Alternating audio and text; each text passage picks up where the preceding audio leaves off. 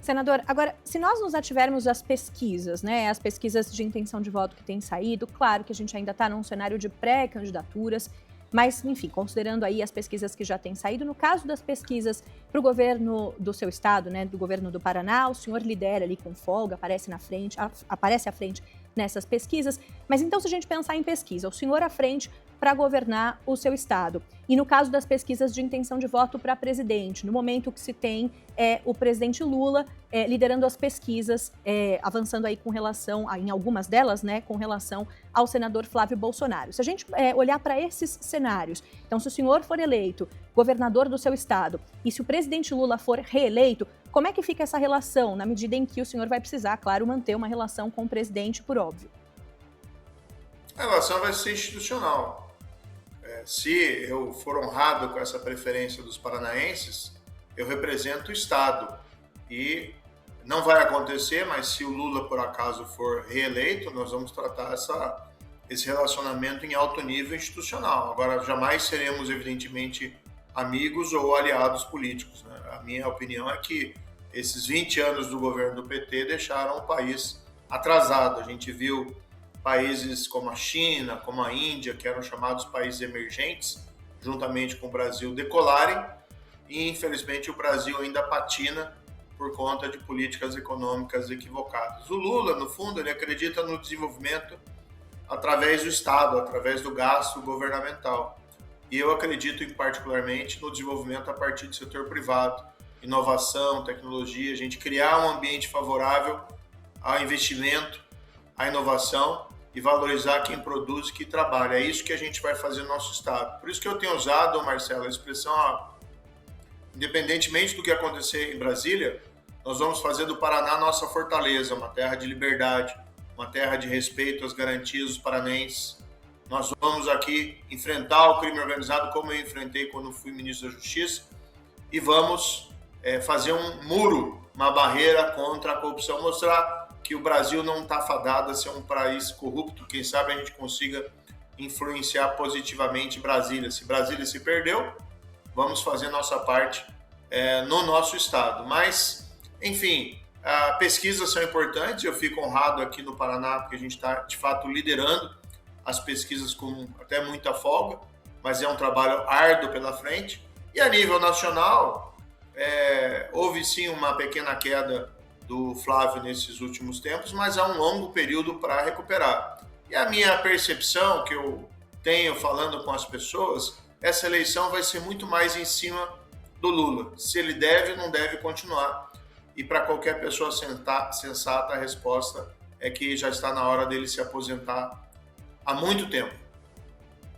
Com relação a pautas importantes que têm sido colocadas e que muito provavelmente, né, a gente acredita e até as pesquisas estão evidenciando isso, que devam ser colocadas nos debates, enfim, em outros momentos também, a PEC, a proposta de emenda à Constituição que acaba com a escala 6x1, né, que reduz a jornada de trabalho, eu até falei isso mais cedo, continua sem perspectiva de avanço no Senado, mesmo tendo passado aí pela Câmara. Quero saber qual a avaliação do senhor, o senhor enquanto senador, dessa proposta nesses moldes especificamente, a proposta nos modelos do governo federal.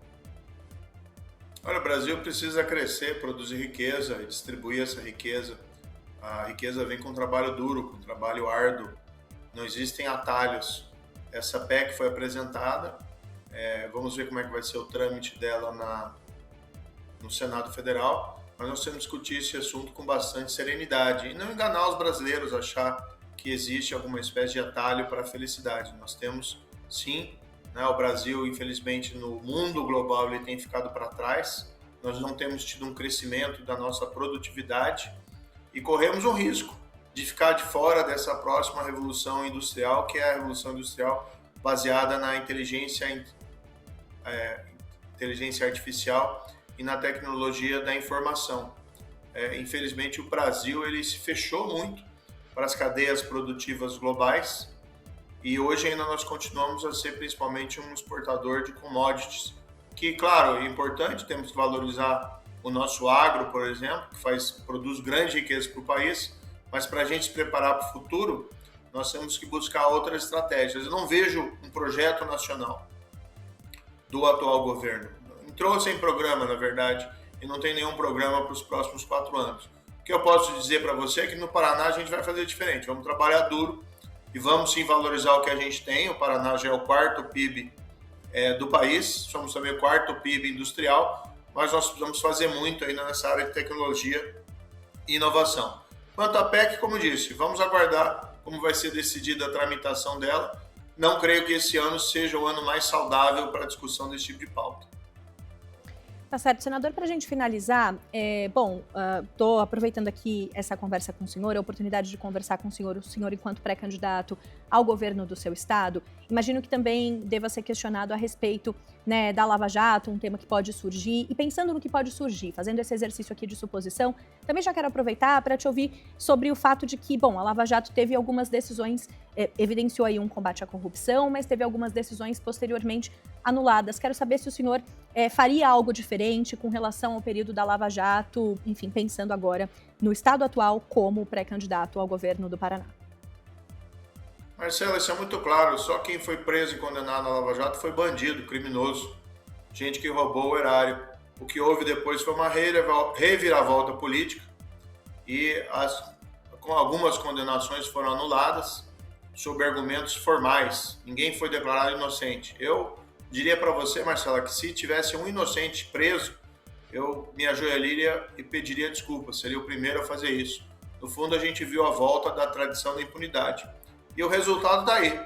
Escândalo do Banco Master e o roubo dos aposentados e pensionistas do INSS. O pessoal sentia vontade para roubar novamente. Não era só soltar os que tinham sido presos, mas também abrir as portas do inferno para a volta da roubalheira. Não tem nenhum país que pode avançar nesse sentido e isso acaba... A gente fala muito, o problema do Brasil é econômico, mas não é só economia.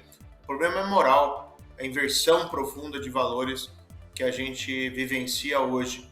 Então, eu tenho um grande orgulho da Operação Lava Jato e a gente não cai na historinha da inversão de narrativas que alguns, né, no Brasil tentam aí pintar em cima da operação.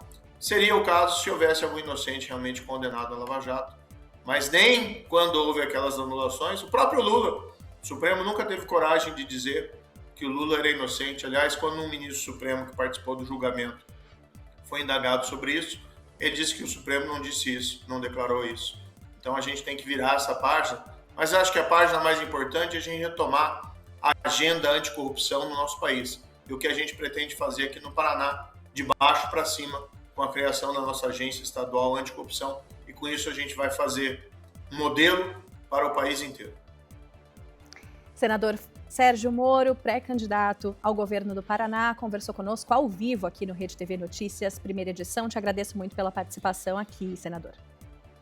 Muito obrigado, foi um prazer falar com vocês.